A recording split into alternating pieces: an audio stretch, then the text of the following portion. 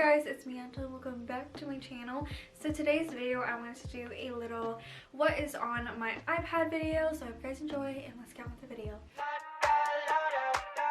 Alright, so this right here is my iPad. I got it in rose gold and I got it back in June. I use it for majority of my schoolwork and I use it to edit and schedule. Basically my whole life is on here, so yeah.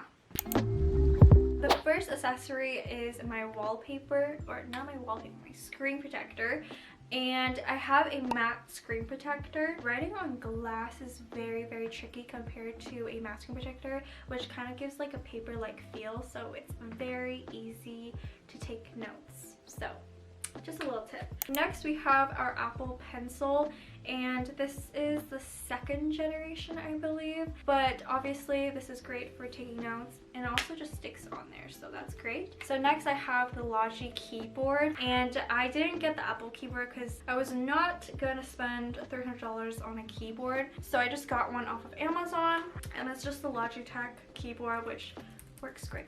So next I have my iPad case, and this one's very simple. It just has a clear back and it's very dirty. I should clean that. And then it just has this pink cover. And my last accessory is just this pink travel bag, I think that's what it's called. And this is just extra protection for my iPad and keyboard when I take my iPad to school or something.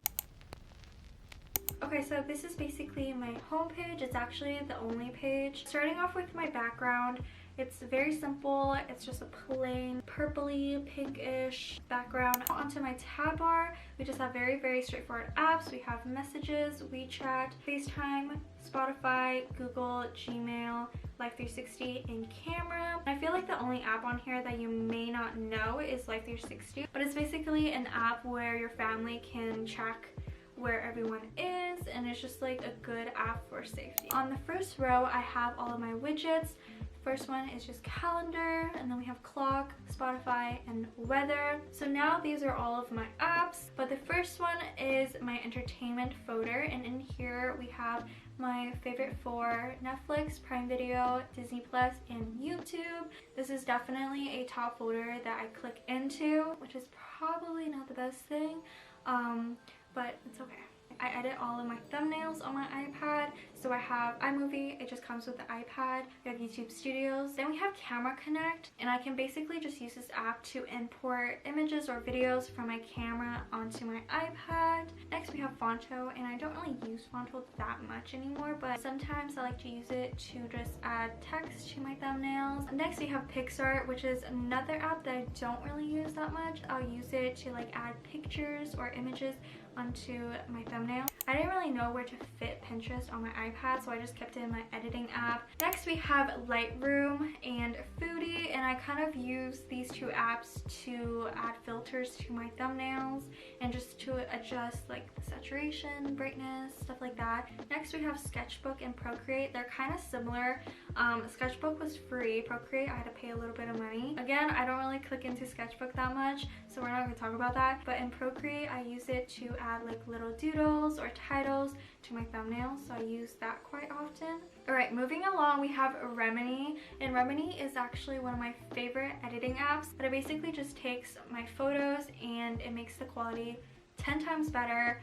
So it's definitely a great app. Then we have Magic Eraser. If I want to remove a background of a picture, I can go ahead and just erase the background. Then we have Canva. I usually use Canva for more school-based projects. If we have like slideshow or something, I'll use Canva. And then we have PhotoGrid to make collages. But that's basically what's in my editing folder. Moving along, I have my reading folder. The first one is Apple Books, and of course I use it to download any books that I'm currently reading. And I also use Apple Books to save all of my school textbook PDFs, and that's one of the main perks on having an iPad for school, because you don't have to carry these heavy textbooks everywhere you go. And Libby is an app where I can like connect to my local library, and I can use my library card to borrow digital books. Next we have my school folder, and in here we have some basic straightforward apps. We have the whole Google package. We have Google Docs, Google Slides, Google Translate. voiceover Angela here. So I just want to quickly go through the second row because they're pretty basic apps. First, there's Calculator, then Safari, Quizlet, and OneNote. Next app is Notability, and this is my holy grail. I do all of my school note taking on here. It does cost a little bit of money. I think it was around $14. I'll definitely have to check on that. Then we have a Microsoft Teams, and my school basically uses that to kind of communicate with all of their students. And then we have ManageBack, which is another school app that I had to get. Last but not least, we have good old Grammarly, which is obviously for all of our essay writing or presentations, speeches, anything like that. I don't really touch this folder that much, but it's pretty simple. We just have reminders, notes, and then we have Google Sheets. And last but not least, we have an app called Structured. Sometimes I'll have like really busy days and I like to see everything kind of laid out. It just kind of records everything by the hour or by the minute, honestly. And here I just have 3 apps. The first one is Amazon, and then we have Uber Eats, which I am getting better to not use every single day. And last but not least, we have my baking app, which obviously I just use to monitor my money. So yeah, but anyways, you guys, that was basically it for today's video. I hope you guys enjoyed, and make sure you guys like and subscribe, and I'll see you guys next time with a brand new video. Bye!